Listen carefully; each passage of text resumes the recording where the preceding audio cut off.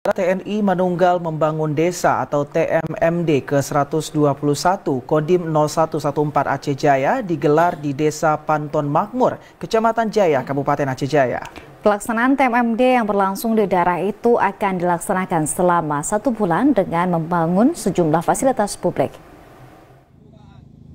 Kodim 0114 Aceh Jaya dengan resmi membuka pelaksanaan TNI Manunggal Membangun Desa atau TMMD ke-121 di Kecamatan Jaya.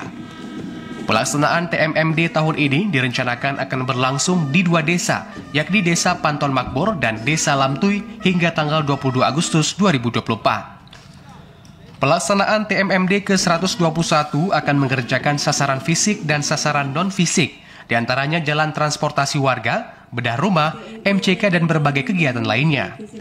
Sedangkan untuk non-fisik seperti penyuluhan dan pemeriksaan kesehatan gratis kepada masyarakat.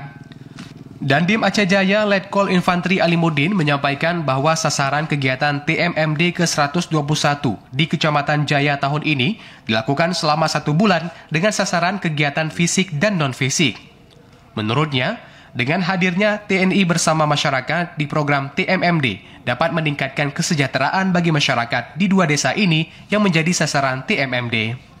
TMMD kali ini sasaran kita untuk fisik ke penerobosan jalan, kemudian ada beberapa kita membangun jembatan, kemudian ada rehabilitasi untuk rumah tidak layak huni.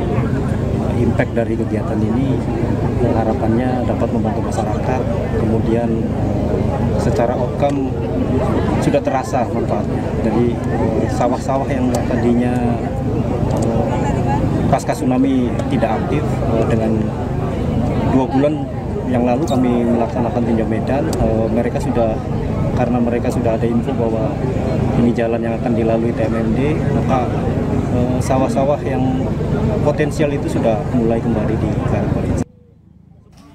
Dalam pelaksanaannya, TMMD 121 Kodim 0114 Aceh Jaya melibatkan anggota Satgas TMMD yang tergabung di personil Kodim Aceh Jaya, kepolisian, pemerintah, dan juga masyarakat desa. Kegiatan ini dapat menjadi solusi terbaik untuk menguatkan kembali rasa gotong royong dan kebersamaan di tengah masyarakat. Dari Aceh Jaya, Musliadi, TVRI melaporkan.